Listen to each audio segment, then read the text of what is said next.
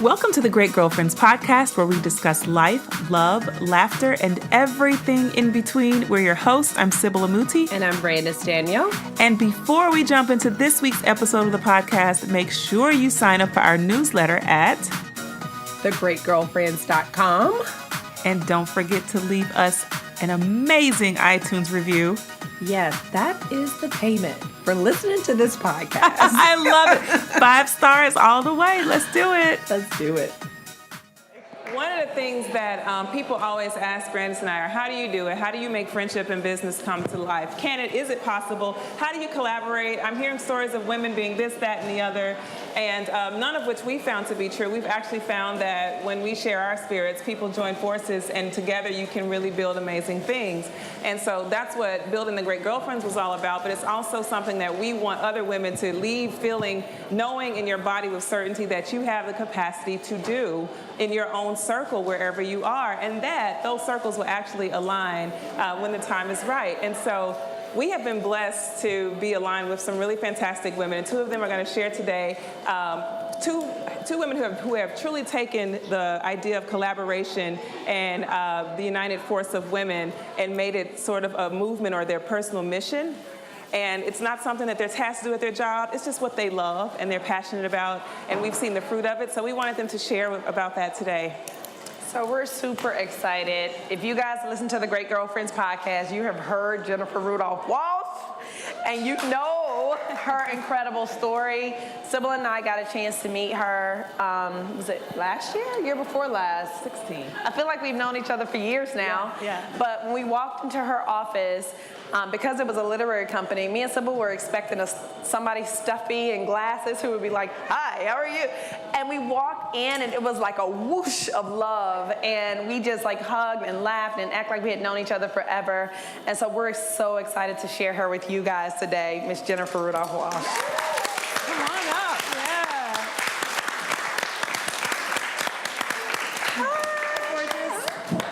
So good to see you. Welcome back from France, Jennifer. And then, yes. And then we have our co-participant in this fireside chat is Sheereen Miller-Russell, who is Vice President at OWN TV Networks, this is her title by day, but her life title is Magic Maven, and she has created a community, a network of women who she calls the Magic Mavens, and through this network, there have been a lot of empowerment and connection, relationship building, circle enhancement, growth, and all the things that we all want to see out of our relationships. So we want Sheereen to come on up and join us.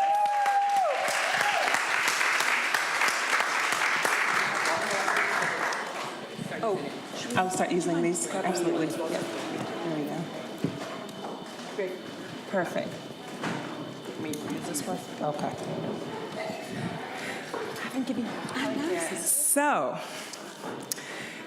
both of these women, neither of them will tell you how powerful and influential they are in their own businesses and their lives, and but I'll be the one to tell you, and Brandis can share, these are forces to be reckoned with in terms of women who have manifested the type of professional relationships and the professional reality that so many women desire to have as they're growing in their business, but also personally thriving, having families that they adore, friendships that they adore, and seeing the potential beyond the borders that we tend to create in relationships, right? I want to dive into this because Jennifer has been a literary agent for many, many years. 271 years in current day. And she's had over 200 bestsellers under her name in terms of her being the agent for books, so that is super masterfully powerful in its own right. But aside from that, Jennifer decided to introduce, under the realm of her personal and professional life, the Together Network, which was a collaborative network. I hope that I describe it as beautifully as it exists. A collaborative network of women who seek to empower other women who have joined forces just for the alignment of women around the world. So regardless of race, creed, culture, origin, or beliefs, women who come together for the sake of bringing other women together. Sounds great. That's great. And so Together has had 2 tours. They have a podcast. They also have an app. 25,000 women each year around the nation have come together for her 10-city tour every year. But Jennifer just decided to do this.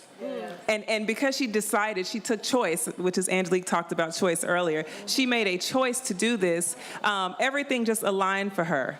And so Sheereen also decided to bring together all the beauty of all of her relationships, her friendships that she has built and maintained so beautifully over the years, and create a network of women called the Magic Mavens.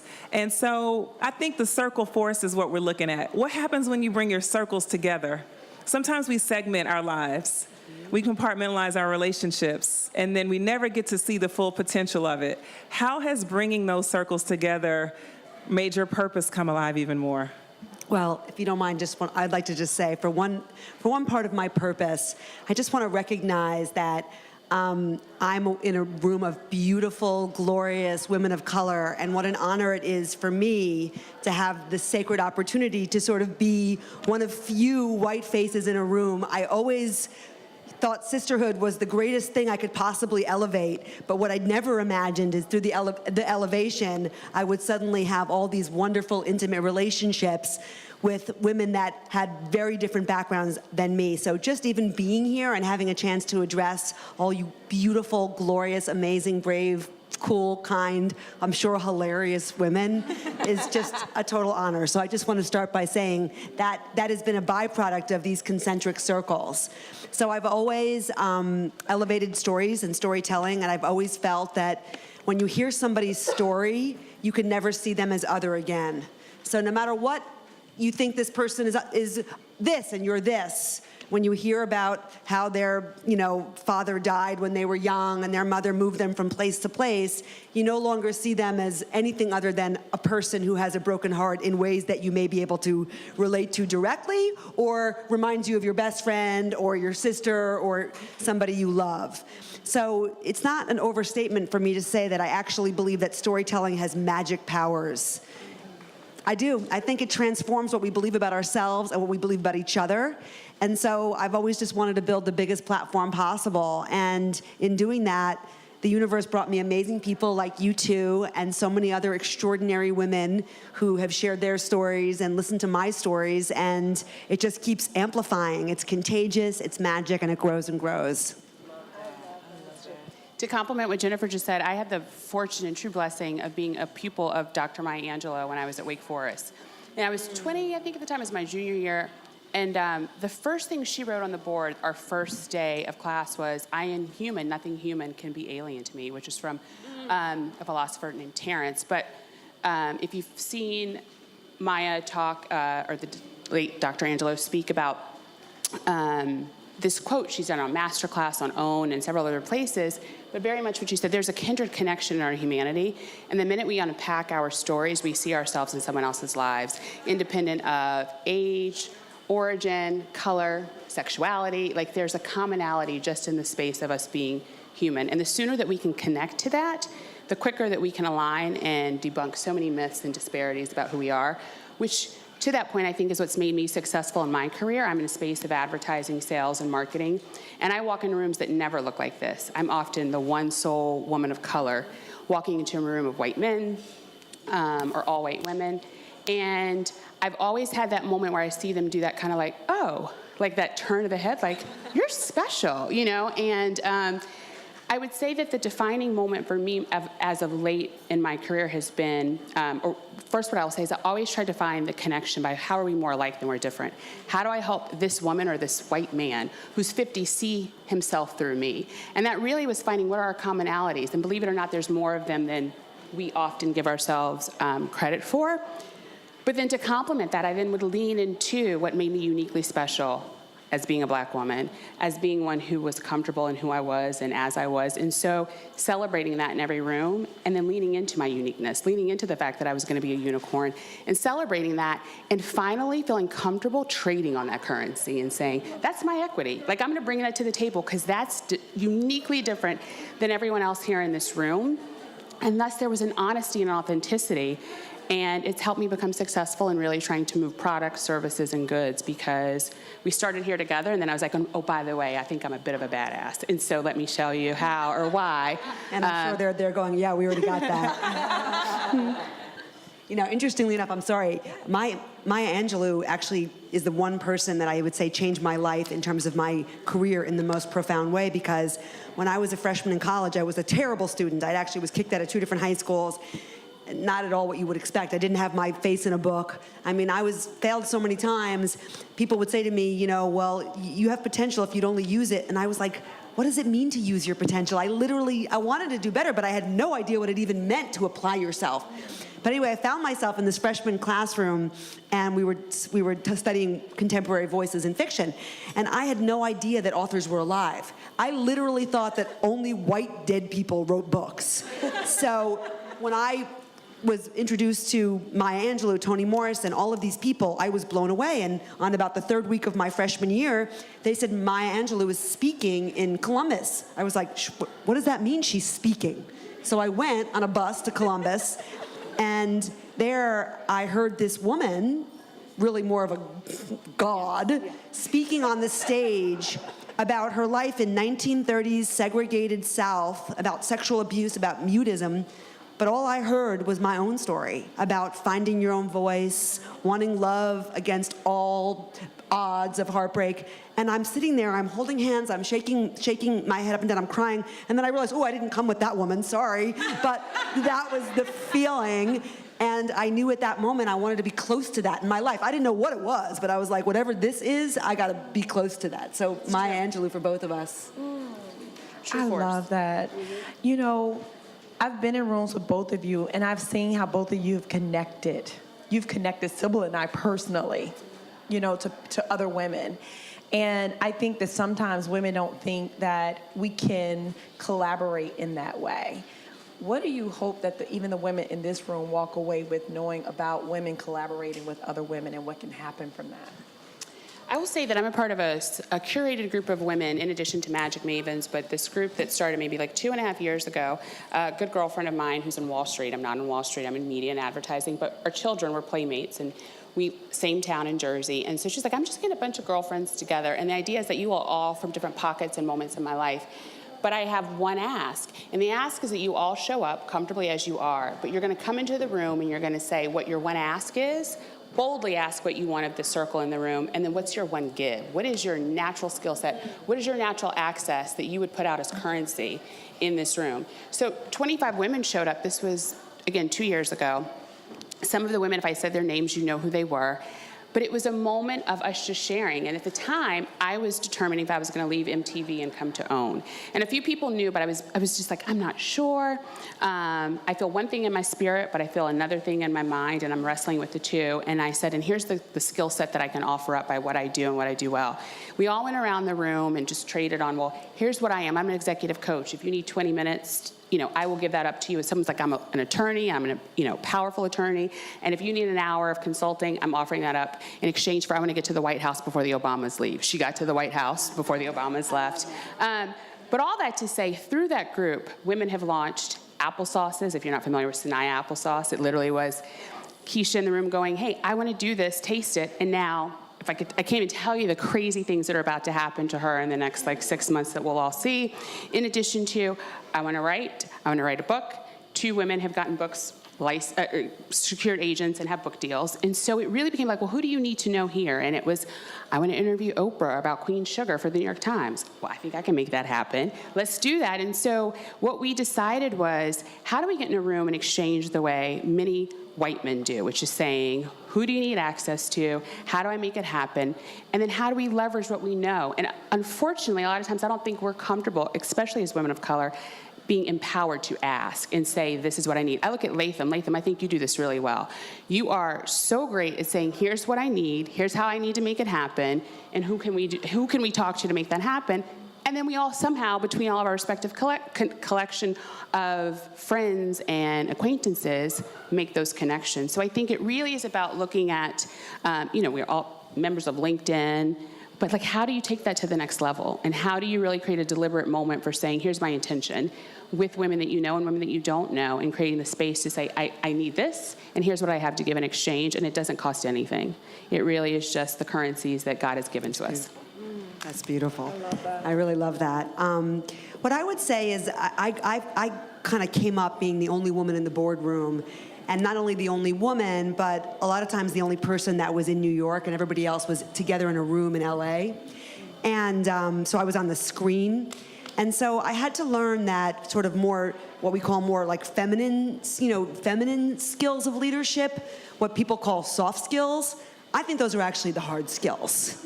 So I had to learn that what I had to actually offer in the room, which was sometimes consensus gathering, sometimes just taking the emotional pulse of the room, all of these things that kind of I felt were considered lesser skills were actually the most important skills. So the first thing was to sort of learn to find my own strength under any circumstances. And then the second thing was to hold the door open so freaking wide that as many human beings as possible could pass through. And I always say, forget how many seats there are at the table. We'll just bring our own folding chairs. We good. We good. And so that's always been a really big focus of mine, is like that table, that's their table. I mean, seriously, that is so over. We're over here having the most giant fun picnic, and we're sharing our souls and our hearts, and this is where it's happening. So I think that's my bit of wisdom on that. I love what you shared. I love that. I love that. I think there's just so much power in collaborations and sharing our stories. And speaking of sharing our stories, I would love for you guys to share a little of your stories. And so Jennifer, I'll start with you on kind of how you even came to be one of the most powerful literary agents in the world. Thank you. Well, I've already told you a little bit about my story without intending to, which is to say that I wasn't that kid with the face in the book who was always doing the right thing. I was the kid in the back of the classroom going, tell me again what happened with your mother? What did she do again? So I didn't know that was a thing. So I'm from an old European Jewish family where everybody spoke Yiddish in my house, and what I had was called the gift of the gab, like the worst thing you could have, like not a head for science or math, just all I had was the gift of gab. So I never considered that like a good thing. Although when you look in my 8th grade yearbook, it's like, thank you so much for encouraging me to keep a journal. Thank you so much for encouraging me to tell my dad how I really felt. So I think I was kind of doing my thing, even though I felt a little bit like Lucy from the Peanuts with my 5-cent sign out, but still. Anyway, I was the least likely to succeed in a lot of ways. And something that I like to talk about, and it's not something I see a lot of beautiful young faces here. A lot of younger people I don't think are thinking about their life through a lens of purpose. I mean, maybe where religion is concerned, you do, but outside of religion, I believe that there are 2 most important days, and I'm stealing this from John Steinbeck, which is the day you're born and the day you find out why. So I believe if you have breath, you have a purpose. But if you don't have an obvious purpose, you're not like a beautiful singer or an incredible painter or poet, sometimes it's a little harder to find your purpose. And so what I believe is that your life is always leaving little breadcrumbs for you that are pointing you to your purpose. And one of the things that I think is a breadcrumb is, what do people come to you for? What are, when you're doing that thing, whatever that thing is, 3 hours pass and you forgot to even look at the clock? And then finally, what did people tell you as a kid that you were like, wow, you're really something at this? Even if it was a bad thing, like my 7th grade teacher, you better stop right there. I know you're famous for having a way with words. You have detention anyway. And all I heard was, famous for having a way with words.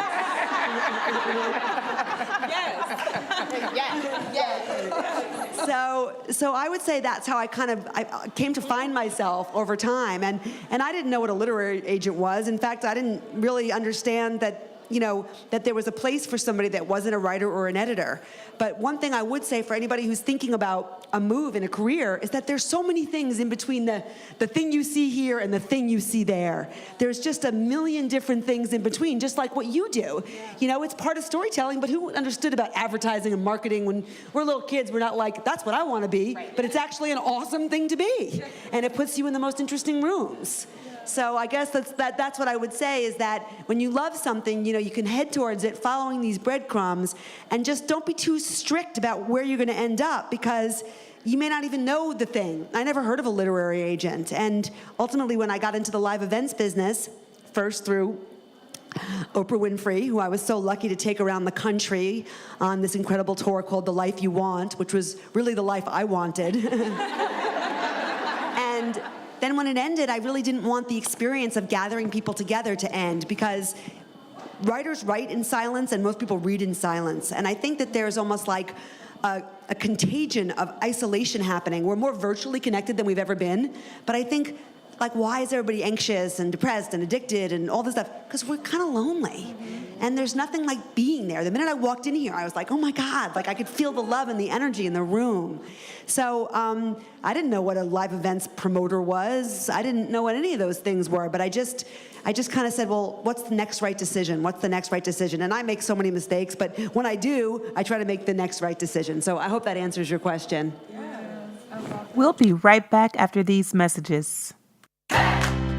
What's up, great girlfriends? Who else has tried FabFitFun? If you don't already know about it, it's a seasonal box with full-size beauty, fitness, and lifestyle products. The box I received is epic.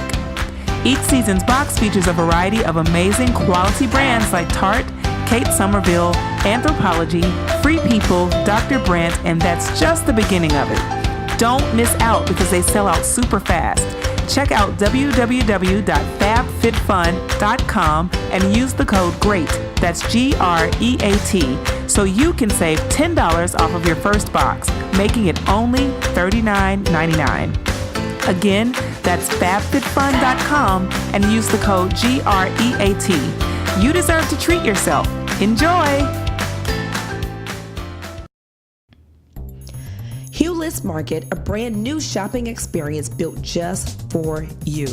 From the best books, soothing aromatics, vegan-based hygiene, organic skincare products, and more, Hewlett Market has the essentials you need. Discover, shop, and share the best products all in one place. And all of these products were created by outstanding brands of color. From now until the end of May, visit www.hewlettmarket.com and use code TGG20 at checkout to enjoy 20% off select products just for being a great girlfriend. Shop Hewlett Market today.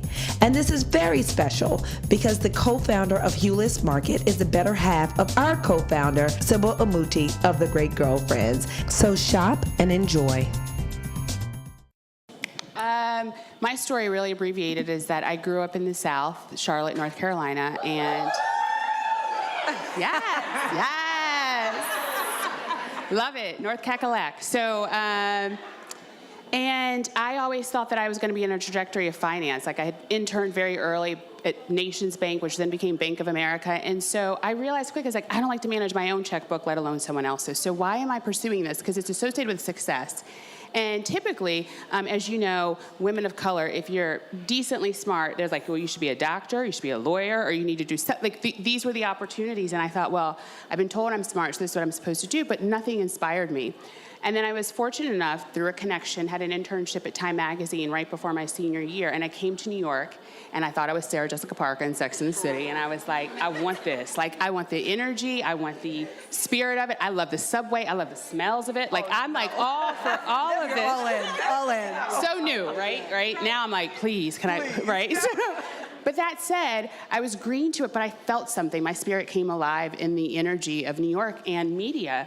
And I started off in PR at Time Magazine, at the time when Time Magazine, as a print copy, was still incredibly relevant and set the agenda for the conversations we were talking about during the week. And I was around all these brilliant people, and I felt like I did not matter. I felt like I was an equal. I got hired and came back after I graduated. I lived in Harlem, and I would come down on the subway train. And I was like, I don't fit in. Like, I don't understand these cultural nuances. I didn't grow up with this kind of access and money. Being Southern Baptist, like, I was like, wait, what holiday is this? Rosh Hashanah, help me understand what that means, right? See, she needed me in her magic making circle. I did. Right? And so I was learning it all and feeling really inept and isolated in the fact that I wasn't an expert in a space. And so I I assimilated. I'm like, we were talking about this earlier, like the Southern accent. Someone's like, oh, you're from the South. I was like, okay, let that go. Like hide that Southern drawl and let me become someone who can migrate in these spaces of rooms that no one else looked like myself. The real turning point, real talk, I've been in my career for 18 years, was 2 years ago, right before I came over to OWN. And OWN had been talking to me for a year, like, why don't you come? I was like, I'm under contract. I love what I do. And then we welcomed our second son. And I was like, so I'm in a home with 3 black men, which is clearly like an endangered species, because ultimately there had been another victim of some police brutality. And I thought, I'm a part of a network that's contributing to the very narratives that are associated with the stereotypes on VH1 on Monday nights. And if you watch it, no judgment, but for me, peddling the programming and being associated with getting marketing dollars and advertising around it no longer worked. And I saw the first episode of Queen Sugar that was sent to me, just like, well, take a look if you're not really certain. And I was like, okay, well, I sign up, because if that's the intention of this network and where Owen is choosing to go, my life and my spirit have to be aligned with what I do from 9 to 5, which is really 9 to 9, right? But what I did not know would happen is that my spirit would come up. And it almost makes me emotional on this panel saying it, because for the first time, it sounds crazy, but I was like, I came out as a black woman at work. Because that was like all of a sudden, my indigenous insights, what I know about who we are, was currency that people were like, tell us more. Because we were leaning into who we were as a network. So the Magic Maven Circle that came together were just this collection of beautiful women. I was like, how can I help you get put on while I'm on this platform? I don't know how I'm gonna be here, but there's no one who says no when I say, hey, I'm calling from the Oprah Winfrey Network. They'll take the meeting, right? And who do you need to get to, and how can we make something happen? But how can I leverage the access? Because what I believe right now is we're in this very magic moment, and everyone is identifying who they are and who their voice is, and no longer wanting to be oppressed, right? And that's the beauty of this moment right now, is that we are becoming unapologetically comfortable in who we are, at least I am. That I finally feel like, even if I'm not at OWN, I will no longer silence, shrink, or mute any of who I am in order to make other people in the room comfortable, you know? So it feels good to be holistically me. It feels good to be like, this is what I look like, what I experience, and people going, we celebrate that. And to go my whole career and never have that, I didn't realize how starved of myself I truly was. That is so beautiful. That So is so beautiful. Oh my and by the way, gosh. it's contagious, right? Because the minute I met you, I felt you're at peace with exactly who you were, and it just instantly, puts me at peace. It's a beautiful thing. Told you two were vibe. Told you. I want to know if we have a few questions, because Brandis and I have about a ton more, but we want to open up the floor if there's anyone with a question. I see a question here. Hi, good afternoon. I'm Shatima Williams. Actually, the Harlem Children's Zone got a bunch of ladies that are coordinators tickets today, so I just wanted to make that a thing. It's pretty great. Great experience. I had a question for Ms. Miller-Russell, and it's about more of your Maven group, and I'm wanting to know, how did you start it, and how could someone, if they wanted to join or be a part of, how could we go about that? So it's interesting, because a few of the women, so it really was just me going through someone, Brandis and I both know, who's a client of mine at Walmart, and she's like, I'm gonna be in town. I'm like, well, you're in town, let me just call a bunch of people. Called Latham, called Sybil, called a few other women. I was like, let's all just get together, I'm gonna host it at a restaurant, and let's get in the room. And the one question that we're gonna ask ourselves is I think it was a silly question, as the icebreaker, if you were in a film, what film would it be, or who would play you? And that really was just a way for us to just level the playing field. It wasn't about your title, it wasn't about from where you come, but rather these are dope women all around the table. From Kayla was there. It was just a conversation, and then we set out what's an intention that we want to make become realized a year from now, and that was just it. But then there's this other pocket of women in New Jersey who are also, most of the women who work in New York, that I'm also affiliated with. And then Tiffany DeFoo, I don't know if you all know who Tiffany DeFoo is, but she wrote the book, Drop the Ball. Yes, so she's a part of the Bad Mama Jammer crew, right? And she then developed the crew. So the crew really is this actualized in a way of, all right, you put down the things that are important to you, and then by way of algorithm, it's this is the circle that you should be connecting with, because you want to write a book, or you want to develop a story, or you want to do whatever it is that it may be. And then you just set that intention, and then the networking and the resources and the opportunities come. But the truth of the matter is, independent of that, all you got to do is just think about your circle and say, bring one person. And what just happens is the magic just naturally forms, because you get in a room and it's we all realize they say 6 degrees of separation, but I really believe it's half of one. Right. You know, if you really just start to talk, and you can align and then build from there. Mm-hmm. One more question, Alyssa. I have the mic, I'm sorry. That's okay, I'm holding. Your life and your spirit have to align with where you spend your career or where you work. And I totally agree with that, and I have left jobs because of that. But at what point how do we get to the point where we don't have to leave? Because you shouldn't have to leave. Like, you should be able to stay where you are. And, I don't know. I'm trying to, balance leaving with, how are we gonna like start to move the culture to where people aren't uncomfortable? Like, you shouldn't have to choose whether you have this career or, whether you're doing something you're not comfortable with. Does that make sense? Meaning, how do you shift the culture internally instead of having to go out to find what you're looking for? How do you make the change inside of the environment where you are? Yeah. Where you I are mean, already? I'm in healthcare. I know that that's a thing in like finance here in New York. There's called a boys club or whatever. That terminology, I think they see a lot in business, but it's definitely in healthcare. It's a lot of things they call boys clubs. Yeah. And so, yeah, you can lead the boys club, but how do you start to shift it? Jennifer, you're an excellent example of that because of where you sit at WMEIMG on the board, only female there, and you brought in things that represented your purpose and your intention to the environment. Right. I mean, that's what I would say. You might be asking, not me, but what I would say, and I'm the opposite. I've been in one company pretty much my whole career, and I met my husband when I was in high school, so obviously I'm really good at sticking at things. I'm not saying that's, I don't recommend that path, but I'm just saying, I think that sometimes the impulse to run away is actually the time that you just need to double down. And from my perspective, when people enter our community that come from a very different perspective, the people that make it and really make a difference are the ones that are willing to share themselves fully and don't expect people to know what they can't know. And when we know better, we do better.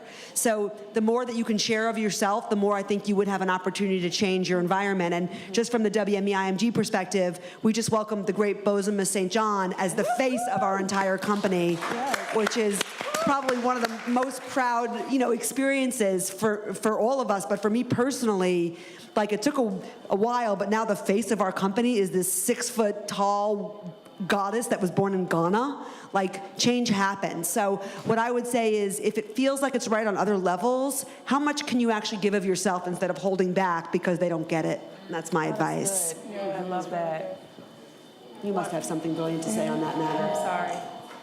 The only thing that I would say to complement that by way of like the alignment is, and I think, Jennifer, you actually started off as like, well, why am I here? Like, what is this breadcrumb moment for me? And I'm just taking it there. Like, I remember before I came over to OWN, because I really was like, I don't know. And I don't know why I didn't know, right? But I didn't know. And a medium came to us, like, and not that I solicited her, but she's like, I just got to tell you something, and you need to know that, like, you're going to be there for a short term, but it's a landing pad to something else. It is not your forever, but it's going to open certain doors you otherwise could not have opened. And I didn't even know what that meant, and I was like, I don't know how that could be. But I'm now living in it, right? Like, I love what I do. And I would tell you, I love what I do. It's amazing. And I show up at 150% every day because it's more than like, it's about us. It's about narratives being put out that support our wonder, our magic, our redemption, our love, stories that authentically represent what I know to be Black people in this country, right? Like, that's the real reason I'm there. So it feels like impact work.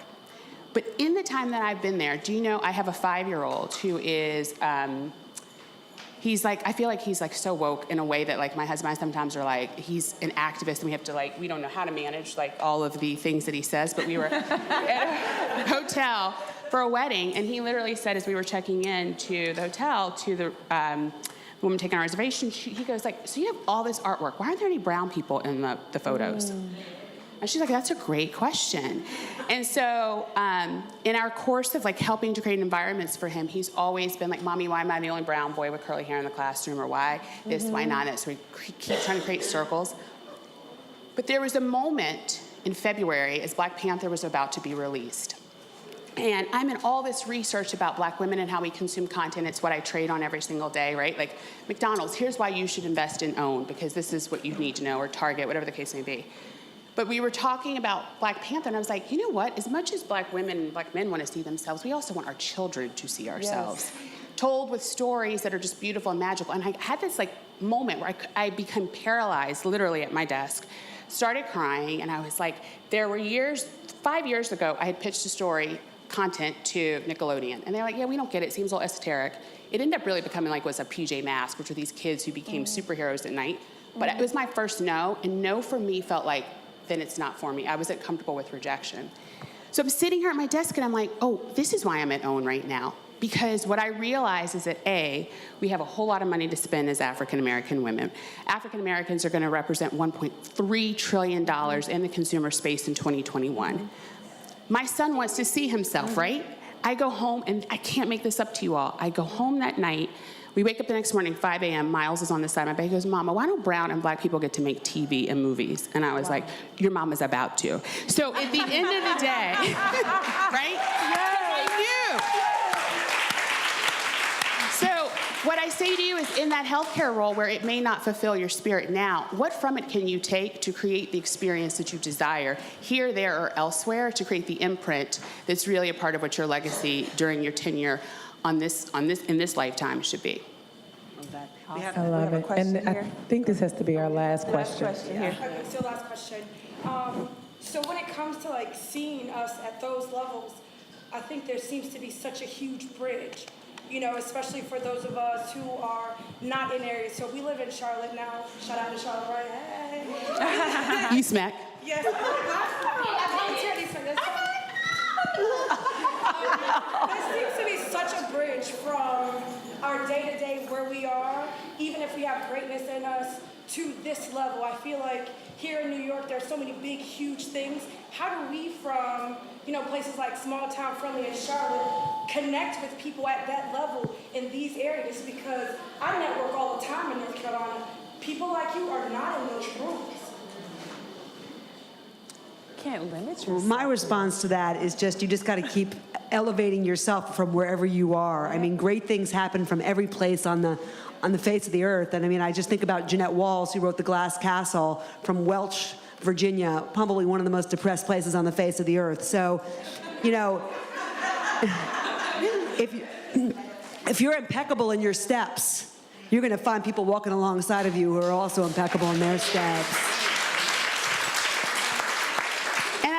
Say, these dope women right here, you're here. Like, you have followed this intention, and thus you're in a room of magic right now.